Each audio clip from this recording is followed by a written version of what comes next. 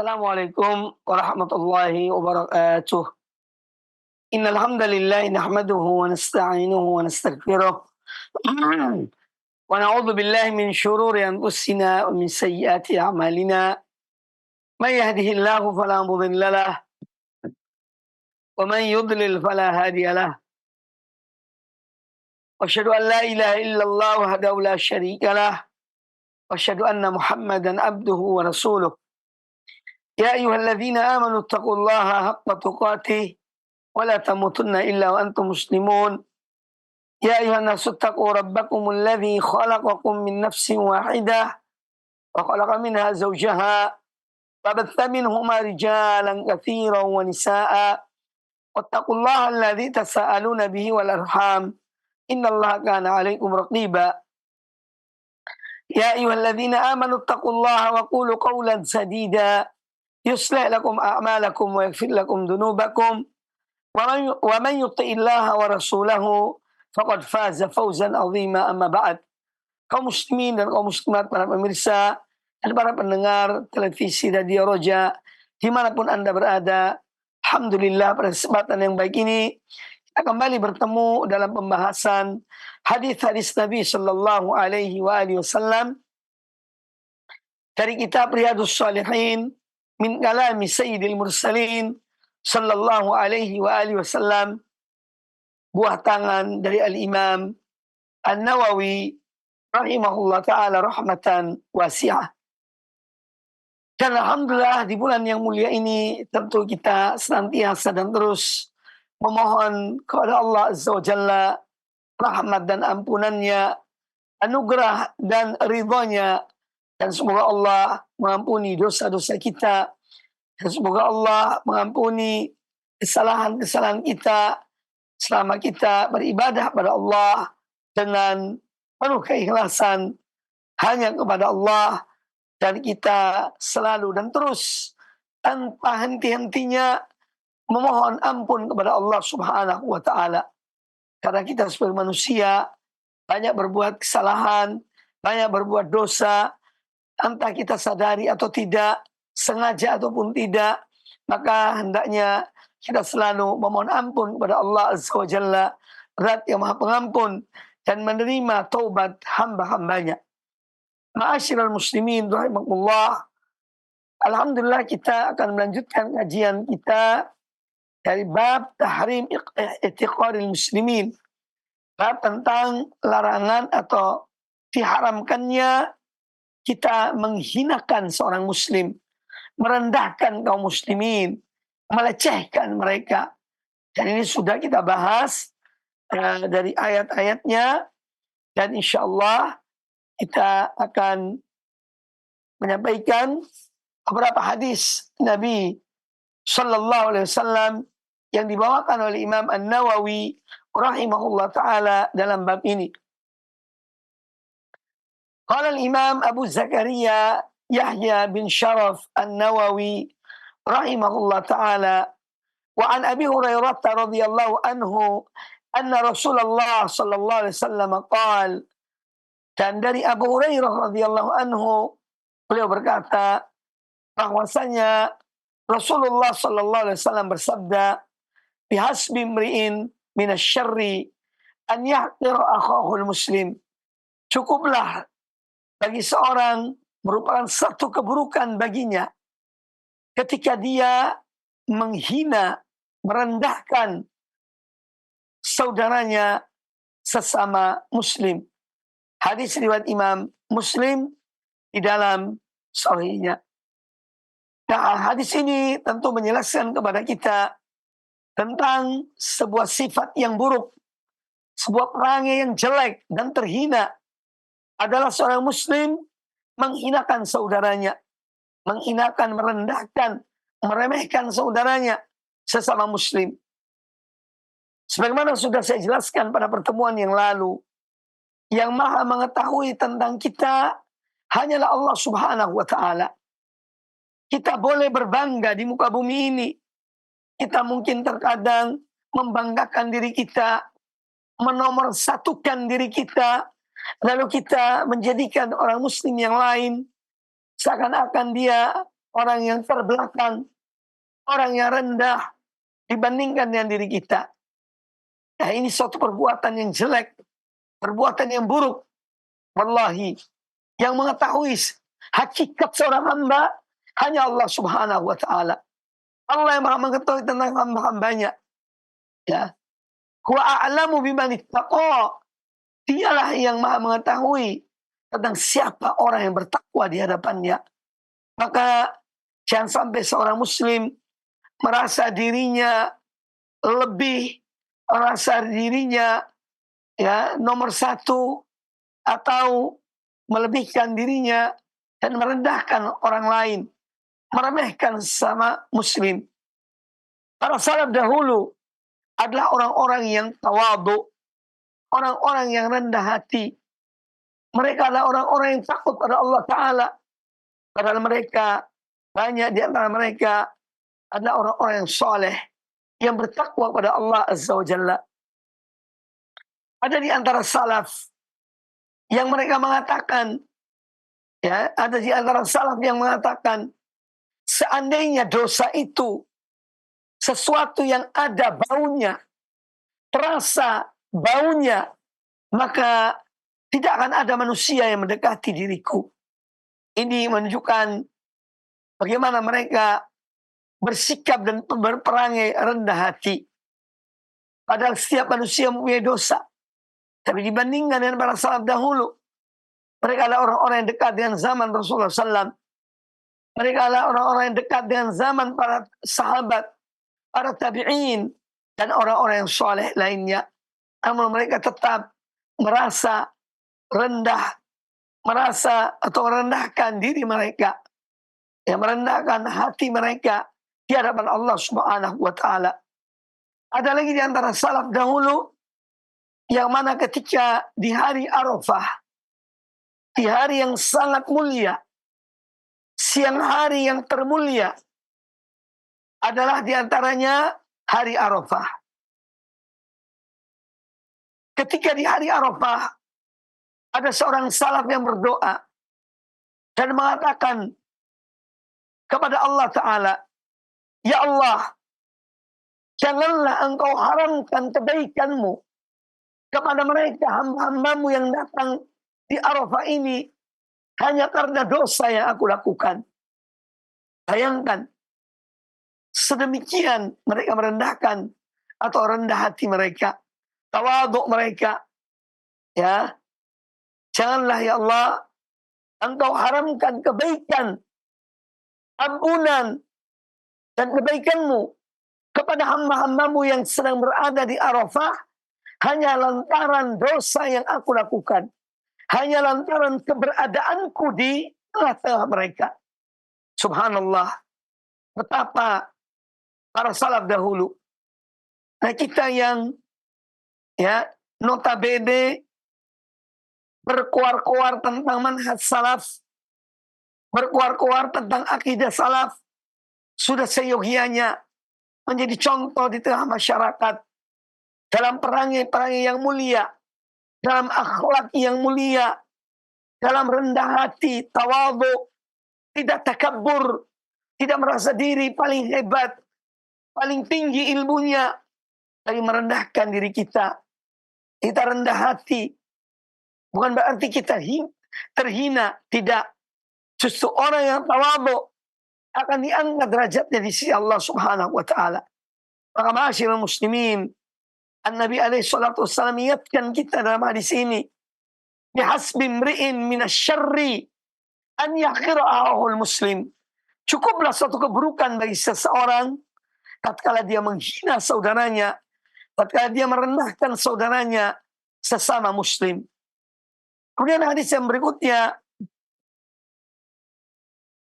qala al-Imam An-Nawawi rahimahullah taala, Imam An-Nawawi rahimahullah berkata, wa an Ibnu Mas'ud radhiyallahu anhu qala anin Nabi sallallahu alaihi wasallam qala, dan dari Abdullah bin Mas'ud radhiyallahu anhu, dari Nabi sallallahu alaihi wasallam beliau bersabda, la yadkhulul jannata Man kana fi qalbihi mithqalu dzarratin min kibrin. Tidak masuk surga orang yang dalam hatinya ada setitik debu, ada seberat atom kesombongan. Faqala rajulun, maka seorang sahabat bertanya, inna rajula yuhibbu an yakuna thawbahu hasanan wa na'luhu hasanan wa na'luhu hasanatan. Faqal, inna allaha jamilun yuhibbul jamal, al-kibru batarul haqqi wa ghamtun nas. Hadis riwayat Imam Muslim. Seorang berkata kepada Nabi SAW, sesungguhnya seseorang dia itu senang kalau bajunya bagus, sendalnya atau sepatunya juga bagus. Yakni, apakah ini termasuk kibir? Seorang memakai pakaian yang bagus, sepatu yang bagus, pokoknya serba bagus. Apakah ini termasuk kibir? Faqal, maka Nabi SAW menjawab, innallaha jamilun yuhibbul jamal. Sesungguhnya Allah itu indah. Allah itu maha indah, maha bagus. Dan Allah menyukai keindahan. Al-kibru batarul haq. Kesombongan itu, keangkuhan itu adalah menolak kebenaran. Wa ghamtun nas, dan merendahkan manusia, meremehkan manusia. Hadis riwayat Imam Muslim di dalam sahihnya. Ma'asyiral muslimin, para pemirsa dan para pendengar televisi Radio Roja dimanapun Anda berada, semoga senantiasa dirahmati Allah Subhanahu wa taala. Hadis Abdullah bin Mas'ud ini menjelaskan kepada kita, ya, sebagaimana penjelasan para ulama tentang hadis ini, tatkala Nabi SAW bersabda, la yadkhulul jannata man kana fi qalbihi mithqalu dzarratin min kibrin. Tidak masuk surga orang yang ada dalam dirinya, dalam hatinya seberat atom dari keangkuhan. Para ulama menyebutkan, ini artinya dia tidak dimasukkan surga pada pertama kali. Karena ketika di dunia, dia selalu menomorsatukan dirinya dengan keangkuhan. Kemudian dia merendahkan orang lain. Dia selalu menganggap diri yang paling hebat dengan gaya dan keangkuhannya. Maka di akhirat dia terbelakang. Kalaupun masuk surga, adalah masuk surga terbelakang. Karena apa? Ketika di dunia, dia menyombongkan dirinya. Dia menomorsatukan dirinya. Sehingga di akhirat kelak, dia masuk surga terakhir. Nah, ketika Nabi SAW menyebutkan hadis ini, maka ada seorang sahabat bertanya. Karena seorang sahabat ini memahami ya, bahwa ketika seorang menyukai pakaian yang bagus, sendal yang bagus, atau sepatu yang bagus, intinya dia menyukai pakaian-pakaian yang bagus. Apakah itu termasuk kibir? Apakah itu termasuk angkuh? Maka Nabi SAW meluruskan pemahaman orang ini, yaitu bahwa Allah zat yang maha indah dan dia mencintai keindahan. Artinya bahwa pakaian yang bagus, sepatu yang bagus, sendal yang bagus, dan semua yang serba bagus yang dipakai oleh seorang hamba dari nikmat Allah berikan kepadanya, itu bukan sebuah kesombongan. Tetapi itu justru hal-hal yang menjadikan seorang itu indah. Dan Allah menyukai keindahan. Karena Allah Ta'ala zat yang maha indah. Zat yang maha bagus. Tidak bisa kita bayangkan.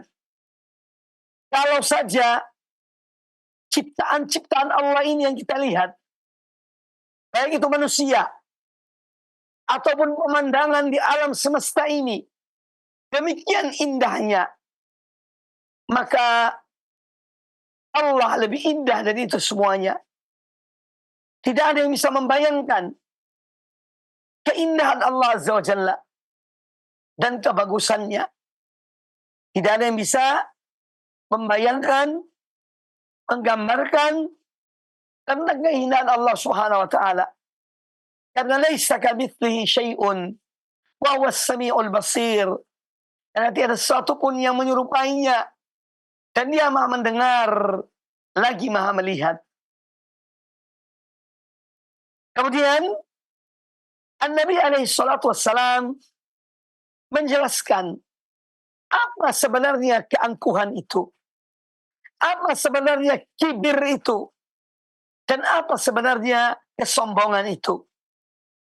Qal al-kibru batarul haq wa ghamtun nas.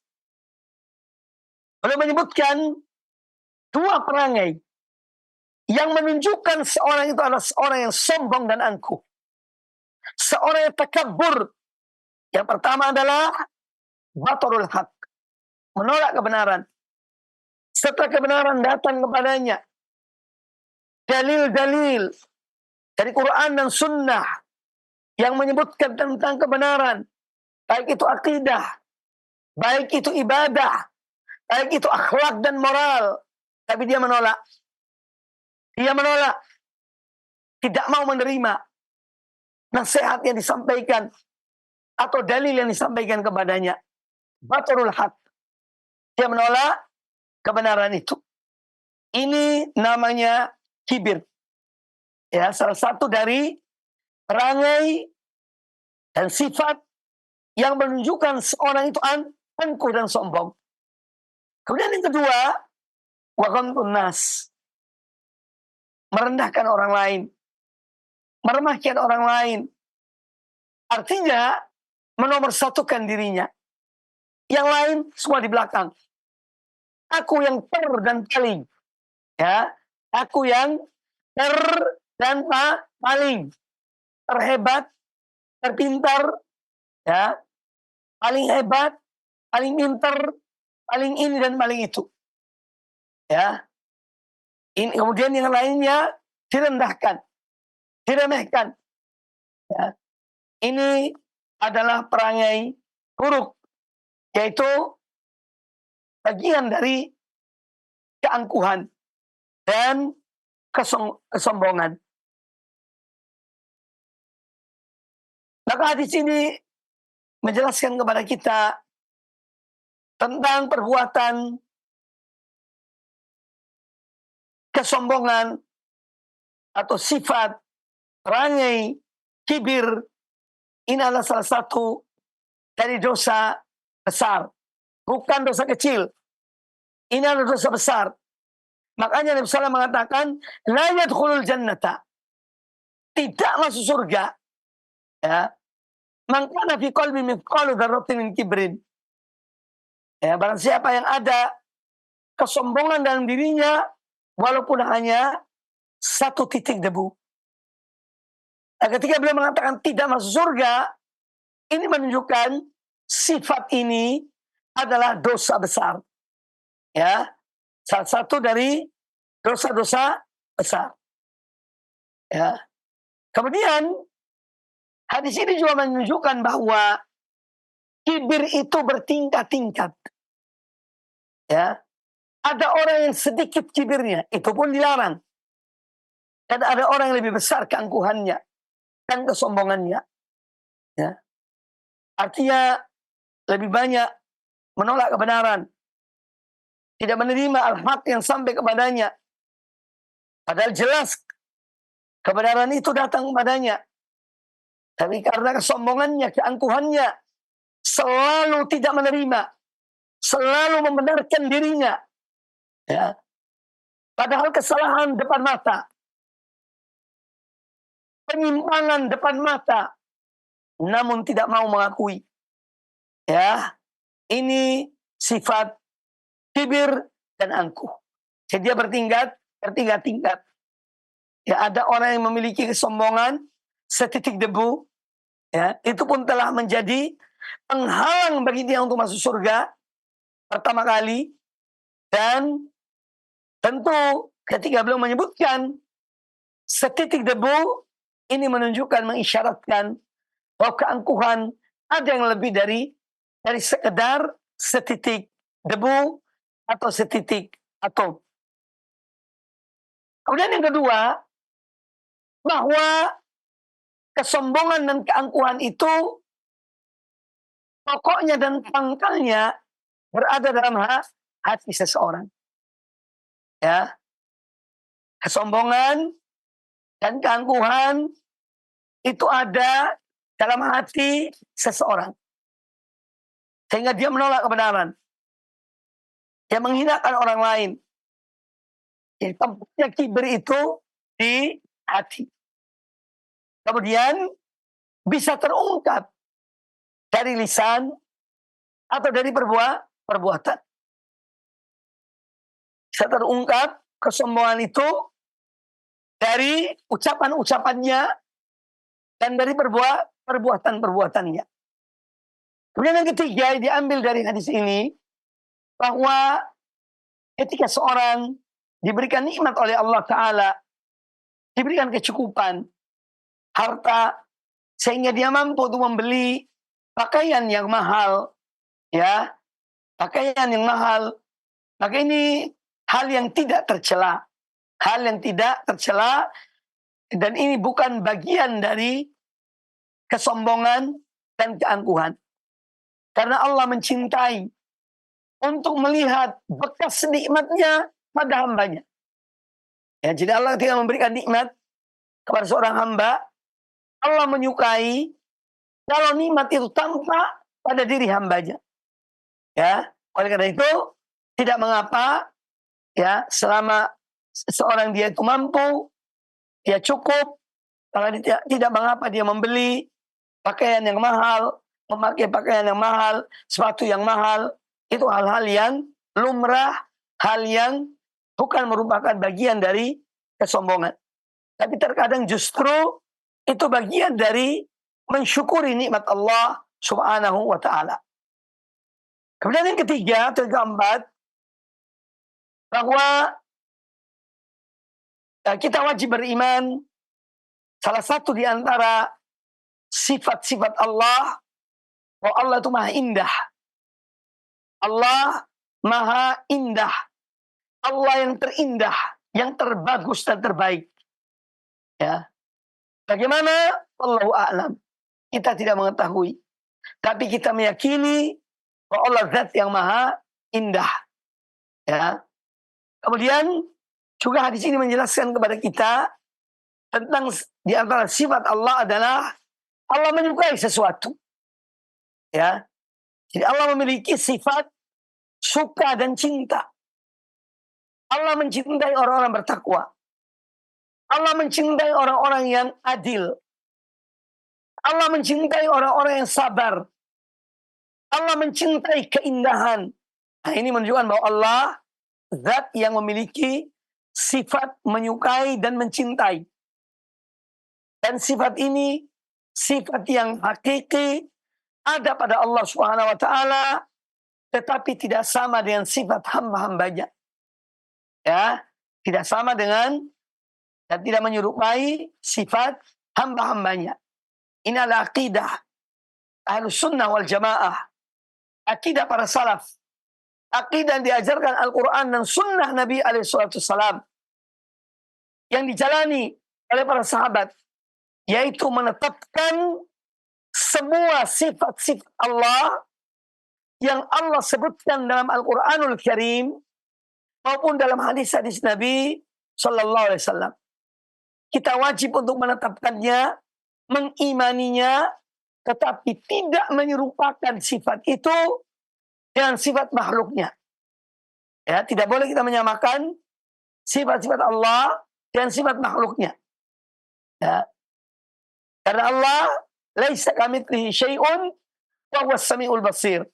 Tiada sesuatu pun yang menyerupai Allah dan Dia yang Maha mendengar lagi Maha melihat. Kemudian pelajaran lain yang diambil dari hadis ini adalah definisi keangkuhan. Definisi kesombongan menurut syariat Allah adalah batarul haq, menolak kebenaran. Setelah datang kebenaran kepada orang tersebut, dia menolaknya. Kemudian yang kedua adalah gomtun nas, merendahkan, meremehkan orang lain. Ini adalah definisi dari atau yang dimaksud dari keangkuhan dalam hadis ini. Kemudian kita lanjutkan dengan hadis yang berikutnya. Qala Imam An-Nawawi rahimahullah taala wa an Jundub ibn Abdullah radhiyallahu anhu qala, dari Jundub bin Abdullah radhiyallahu anhu, seorang sahabat Nabi alaihi salatu wassalam. Beliau berkata, qala Rasulullah sallallahu alaihi wasallam, Rasulullah sallallahu alaihi wasallam bersabda, qala rajulun wallahi la yaghfirullahu li fulan. Jadi ada seorang yang berkata, dia bersumpah demi Allah, ya, la yaghfirullahu li fulan, Allah tidak akan mengampuni si fulan. Faqala Allah azza wa jalla, maka Allah azza wa jalla berfirman, man dalladhi yata'alla alayya alla aghfira li fulan. Siapa orang itu yang dia bersumpah dengan mengatasnamakan Allah, bahwa Allah tidak akan, bahwa aku tidak mengampuni si fulan itu. Inni qad ghafartu lahu. Kemudian Allah mengatakan, sesungguhnya aku telah mengampuni fulan tersebut. Wa ahbattu amalaka, dan aku menggugurkan amalmu. Amal orang yang bersumpah tadi bahwa Allah tidak mengampuni si fulan. Hadis riwayat Imam Muslim di dalam Sahih Muslim. Ma'asyiral muslimin, para pemirsa dan para pendengar rahimakumullah, semoga senantiasa dirahmati dan diampuni oleh Allah Azza wa Jalla. Hadis Jundub bin Abdullah ini menceritakan kepada kita bahwa Nabi SAW pernah menyampaikan ada seorang yang dia bersumpah, ya, dengan menyebut nama Allah. Wallahi, Allah tidak mengampuni si fulan. Ini pun satu perbuatan yang tidak selayaknya, tidak seyogianya seorang mengatakan demikian. Karena apa? Yang memiliki ampunan itu Allah Ta'ala. Hanya Allah Ta'ala. La yaghfiru dzunuba illallah. Tidak ada yang mengampuni dosa kecuali Allah. Nah, orang ini bersumpah, Allah tidak akan mengampuni si fulan. Allah Maha mendengar. Allah Maha mengetahui. Maka Allah mengatakan, ya, Allah Azza wa Jalla berfirman, berkata, man dzalladzi yata'alla alayya, siapa orang itu yang bersumpah dengan mengatasnamaku bahwa aku tidak mengampuni si fulan. Nah, ini Allah marah pada orang ini. Seakan-akan dia yang memiliki ampunan. Seakan-akan dia yang memiliki surga. Ya. Sampai dia berani mengatakan demikian. Dan bersumpah dengan nama Allah. Bahwa Allah tidak mengampuni orang ini. Si fulan tadi. Maka akibat dari perbuatannya, Allah justru berfirman, Inni qad ghafartu lahu. Sesungguhnya aku telah mengampuni si fulan tadi. Yang dikatakan oleh seseorang, bahwa Allah tidak mengampuni si fulan ini. Maka Allah mengatakan, sesungguhnya aku telah mengampuni fulan ini. Wa ahbattu amalaka. Dan aku menggugurkan amal ibadahmu.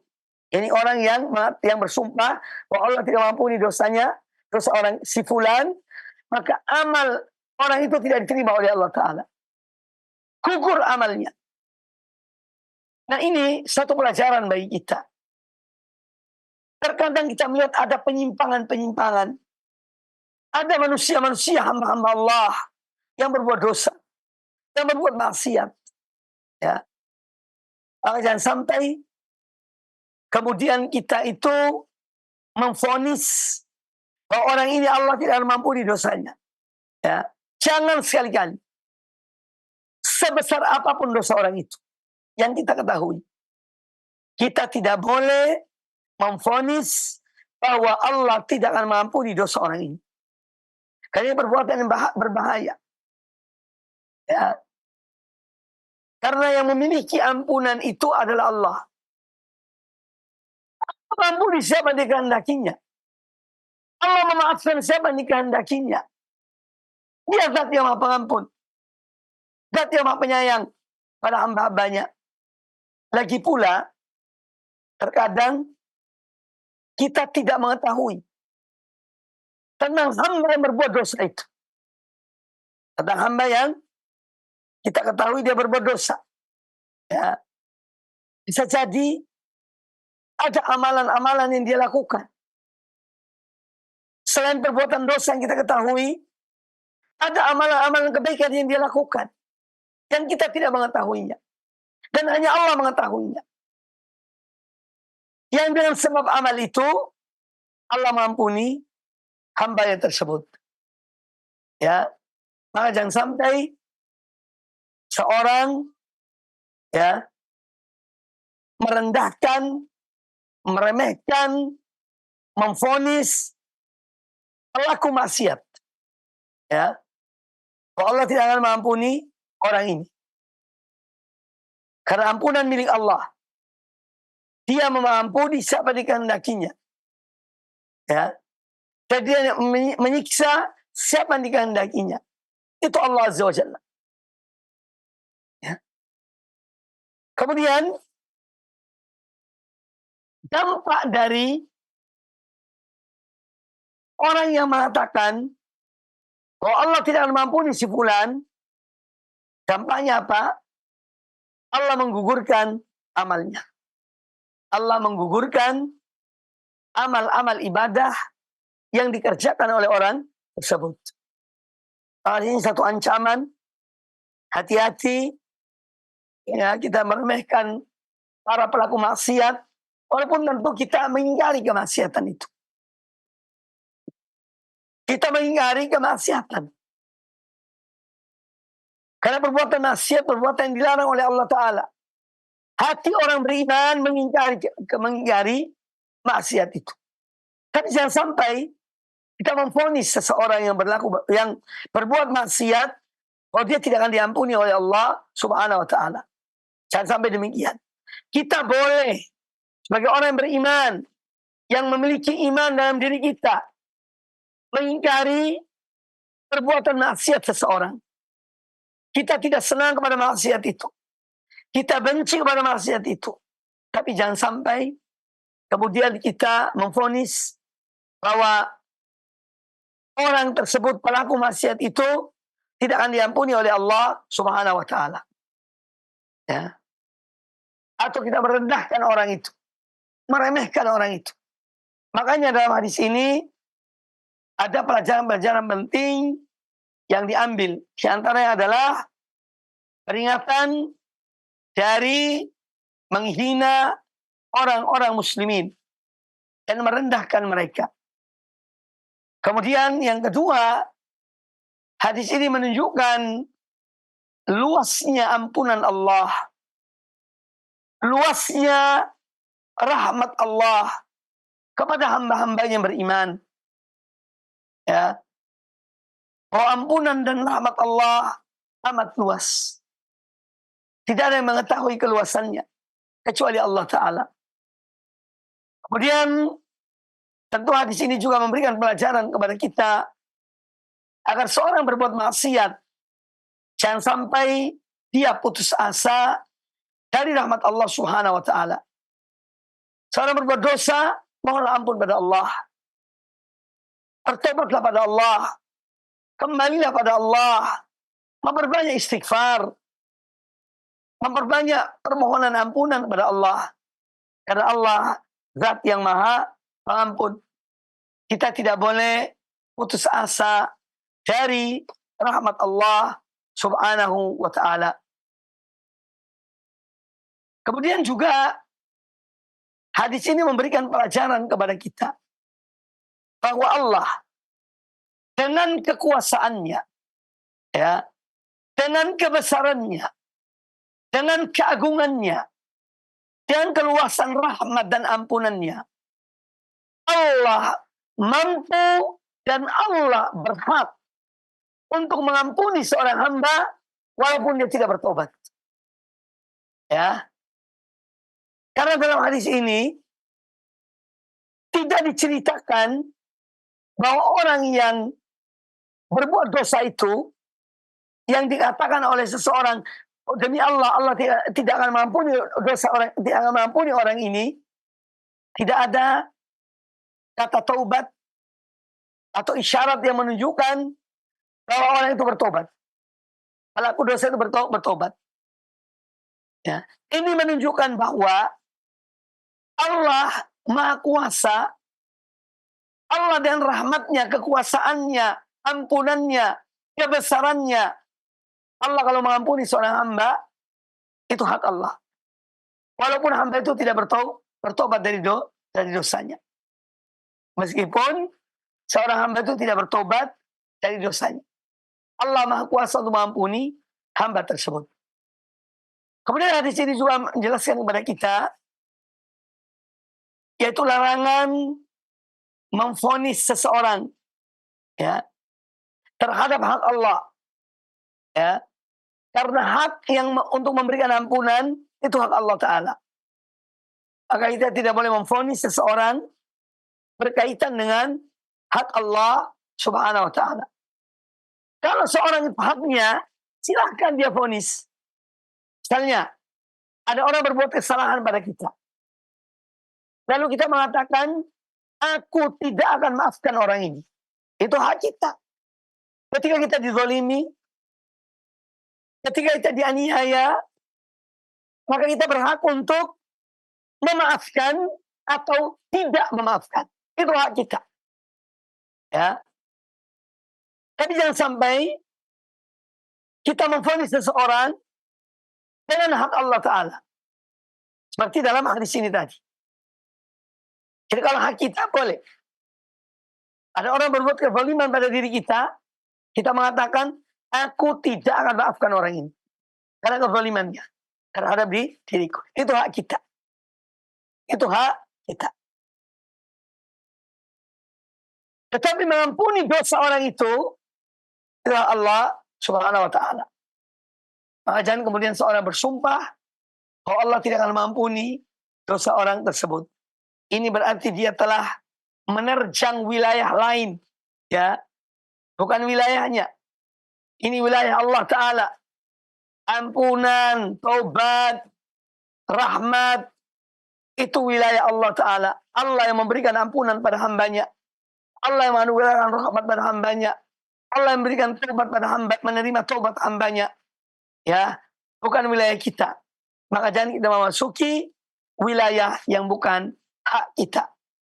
Kemudian hadis ini juga menjelaskan kepada kita atau mengajarkan kepada kita salah satu adab yang mulia ya dari bagi kita agar atau terhadap Allah Ta'ala. Kita jangan ya sok menghukumi manusia ya dengan hak Allah Ta'ala. Ini menunjukkan adab yang jelek, adab yang buruk, adab yang tidak seyogyanya dilakukan oleh seorang muslim. Maka kita harus beradab pada Allah Ta'ala. Karena adab pada agama ini. Ya. Ad-dinu kulluhu khuluq. Kata Syekh Abdul Razak. Abdul Muhsin Al-Abbad. Bin Abdul Muhsin Al-Abbad. Hafizahullah Ta'ala mengatakan, Ad-dinu kulluhu khuluqun. Agama ini semuanya adalah berkaitan dengan adab dan akhlak. Tidak bisa dilepaskan dari adab dan akhlak.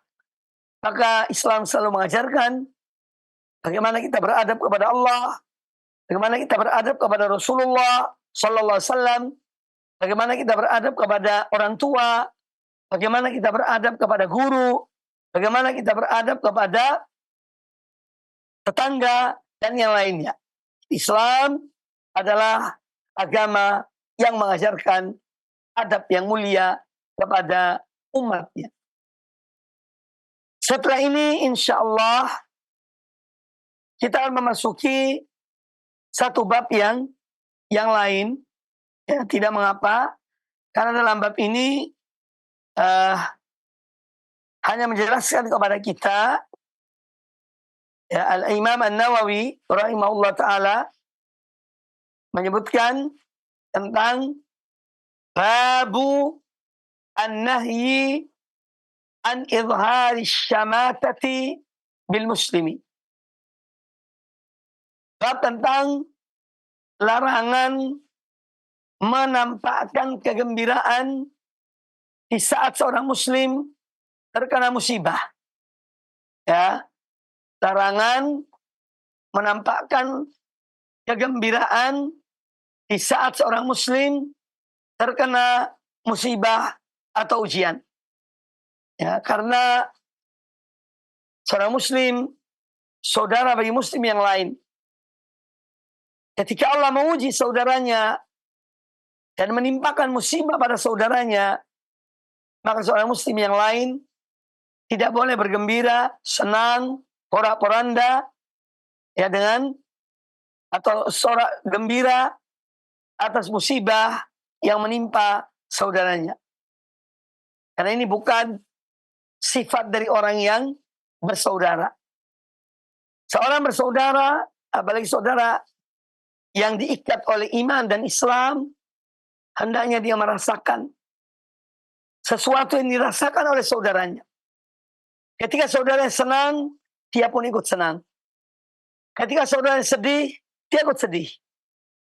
Ketika saudara terkena musibah, dia ikut merasakan musibah itu.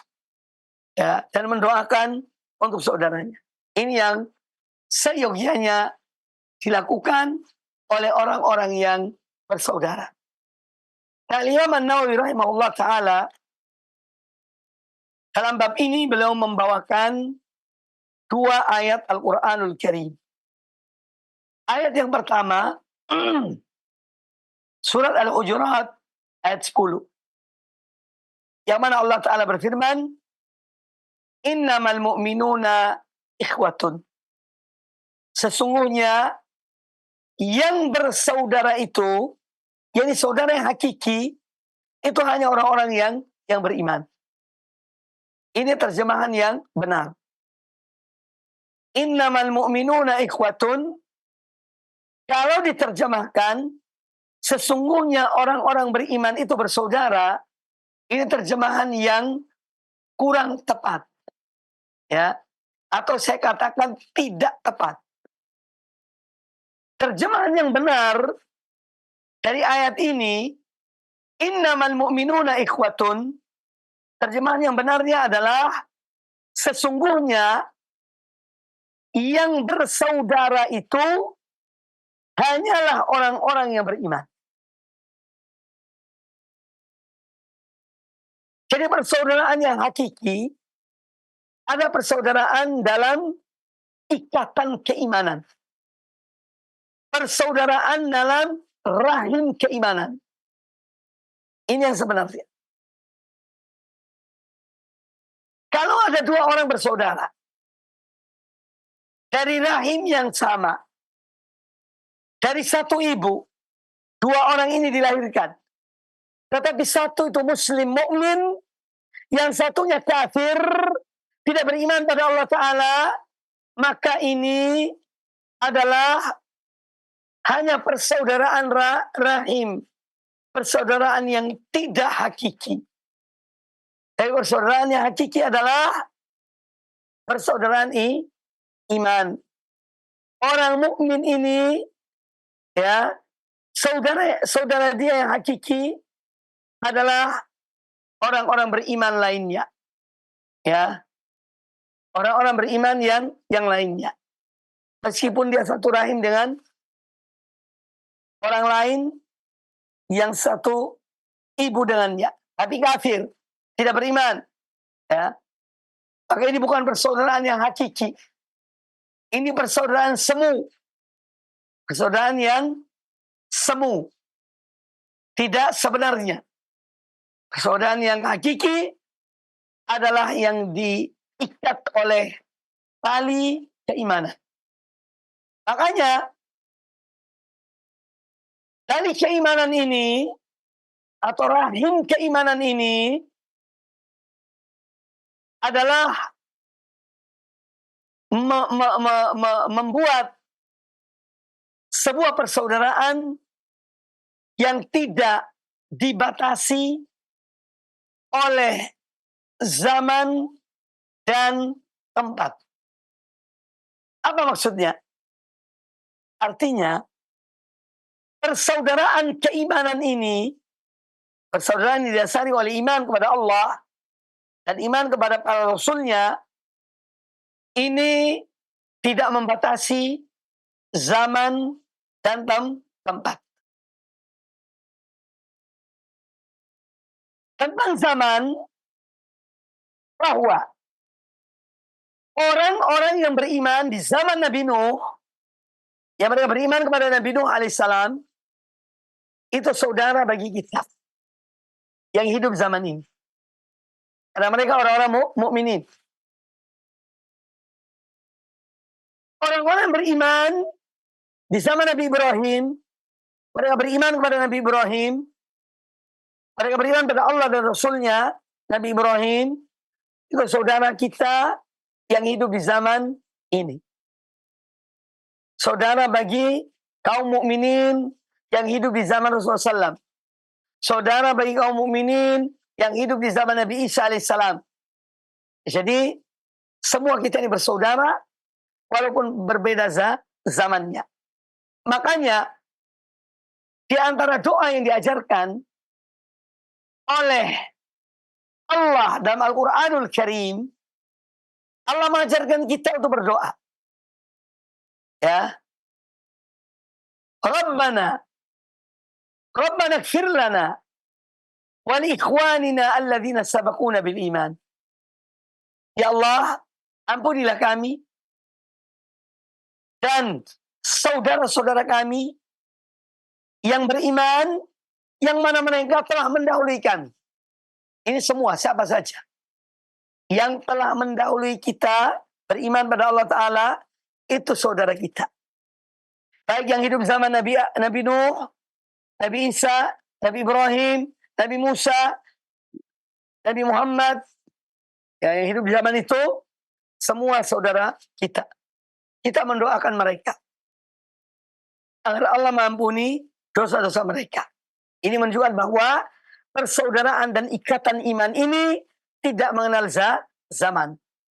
Siapapun yang beriman, kapanpun dia beriman, dia adalah saudara kita. Dia hidup di masa apapun, dia adalah saudara bagi kita. Kemudian dia tidak mengenal tempat. Orang-orang beriman tetap bersaudara. Tanpa mengenal tempat. Tanpa mengenal wilayah. Dimanapun mereka berada. Orang muslim, orang mukmin yang ada di Amerika. Yang ada di Eropa. Ya, yang ada di Afrika. Yang ada di Australia. Yang ada di Asia. Semua mereka saudara bagi mukmin yang lainnya. Ya. Jadi persaudaraan ini tidak mengenal zaman dan tempat. Setiap orang beriman, siapapun dia, kapanpun hidupnya, maka dia adalah saudara bagi mukmin yang lainnya. Innamal mu'minuna ikhwatun. Kemudian ayat kedua yang dibawakan oleh An-Nawawi rahimahullah ta'ala dalam bab ini, yaitu surat An-Nur ayat yang ke-19. Allah Azza wa Jalla berfirman, Innal ladzina yuhibbuna an tashi'a al-fahishatu fil ladzina amanu lahum adzabun alimun fid dunya wal akhirah.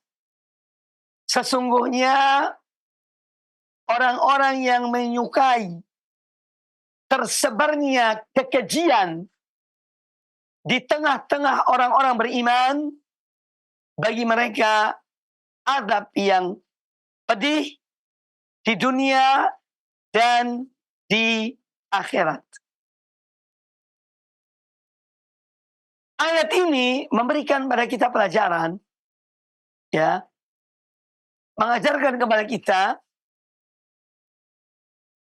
bahwa apabila kita mendengar sesuatu dari seorang muslim atau tentang seorang muslim, sesuatu yang tidak pantas didengar, mungkin satu perbuatan yang keji dari seorang muslim, maka kita tidak boleh menyebarkannya. Ya.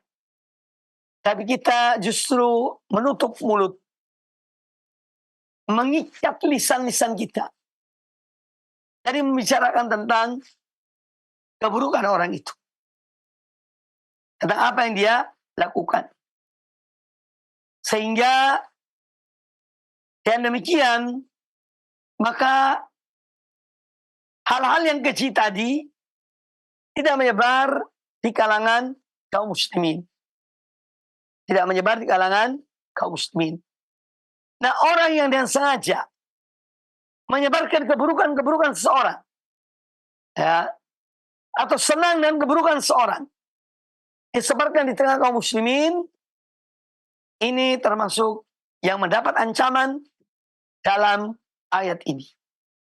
Maka kita yang hidup di zaman medsos, yang mana sering kita menukil sesuatu, berita, kita men-share kepada yang lainnya supaya lebih berhati-hati. Jangan sampai ada hal-hal keji tentang seorang muslim kita menyebarkan kepada sesama kaum muslimin, karena kita ingin agar perbuatan keji itu tersebar di tengah kaum muslimin. Ini mendapat ancaman Allah, azab yang pedih di dunia dan di akhirat.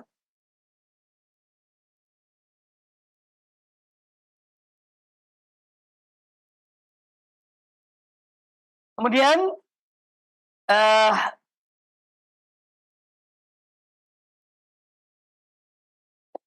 hadis yang dibawakan oleh penulis hadis dhaif, didhaifkan oleh ulama hadis, yaitu hadis dari Wathilah bin Al-Asqa radhiyallahu anhu qala Rasulullah sallallahu la tudhhir asy-syamatata li akhik. Jangan kamu tampakkan kegembiraanmu ketika musibah menimpa saudaramu. Fa yarhamahullahu wa yabtalika. Karena bisa jadi Allah akan memberi rahmat pada orang itu dan Allah akan memberikan ujian padamu. Hadis ini dhaif dan insyaallah kita lanjutkan pada pertemuan yang akan datang. Kaum muslimin, kaum muslimat rahimakumullah, demikianlah kajian hadis-hadis Nabi sallallahu alaihi wasallam pada kesempatan di pagi hari yang cerah ini, di bulan yang mulia ini, Insyaallah kita lanjutkan pada kesempatan yang akan datang. Saya kira cukup dan semoga bermanfaat dan semoga dengan ilmu yang kita pelajari ini ya akan memberikan kepada kita dorongan untuk terus belajar dan untuk kita dapat menerapkan, mengamalkan ilmu yang kita dapati. Semoga bermanfaat. Aku qouli hadza wa jazakumullah khairan. Subhanakallah bihamdika asyhadu an la ilaha illa anta astaghfiruka wa atubu ilaik. Wa sallallahu wasallam wa barak ala nabiyyina wa ala alihi sahbihi ajma'in. Assalamualaikum warahmatullahi wabarakatuh.